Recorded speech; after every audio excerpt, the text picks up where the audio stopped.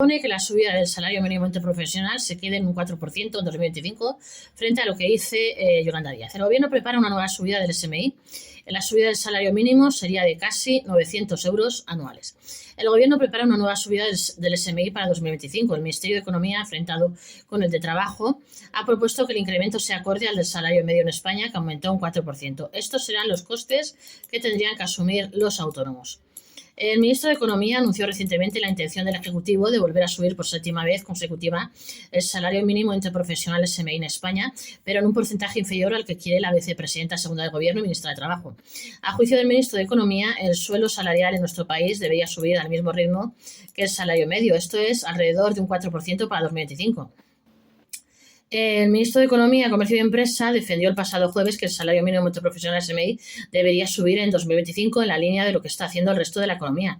Cuerpo está a favor de un aumento que, según nos explican, debería ir acompasado con ese salario medio que ha aumentado en torno a un 4% en 2024. En los últimos meses, tanto la ministra de Trabajo como la mesa de expertos y los sindicatos estarían bajando un incremento del SMI de entre un 3% y un 6%. Ahora, tras las últimas declaraciones del ministro de Economía, parece que un punto intermedio podría ser ese 4%.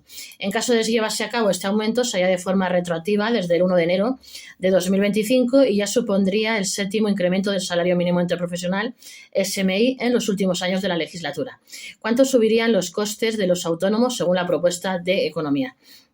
Detrás de la intención de aumentar el salario mínimo interprofesional en 2025 está el objetivo del Gobierno de que el SMI suponga el 60% del salario medio en España antes del final de la legislatura, una de las promesas del PSOE y Sumar, que también está recogida en la Carta Social Europea. En este sentido, el secretario de Estado de Trabajo ya avanzó en una entrevista que la voluntad es volver a subir este umbral mínimo en 2025 con el objetivo de acercarse lo máximo posible a esta cuantía. Esto estaría empujando al Gobierno a trabajar en unas subidas que rondarían como mínimo el 4%. Por un lado, tendrían en cuenta el 2,8% de subida de inflación y por otro el cerca del 4% que estarían acumulando de incremento los salarios marcados en convenio durante este año.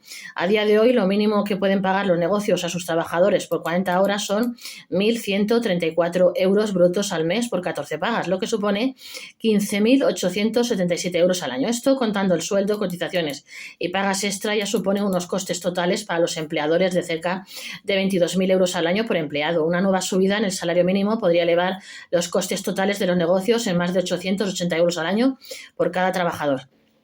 Si el SMI sube un 4%, el incremento de costes será de casi 900 euros al año.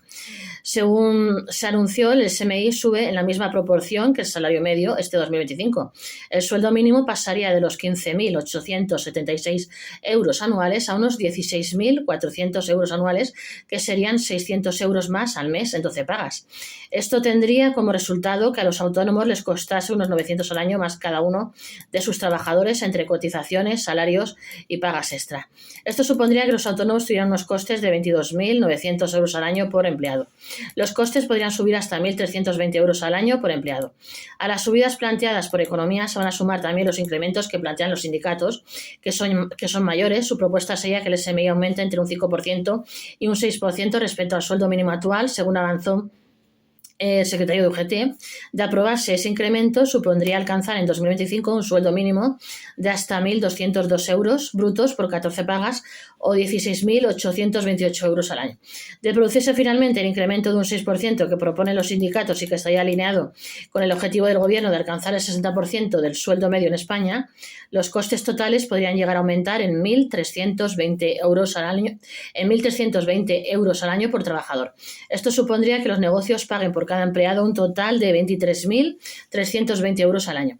Ello sin contar algunas subidas inesperadas que podrían llegar en 2025 y otras como el mecanismo de equidad intergeneracional MEI, que se ha incrementado un 0,1% más hasta alcanzar un total de 0,8% de las cotizaciones de cada trabajador desde este enero. No olvides de suscribirse para este y otros temas, para estar siempre a la última en información y con nuestros vídeos en la Gestoría YouTube. Gestoría YouTube, suscribirse.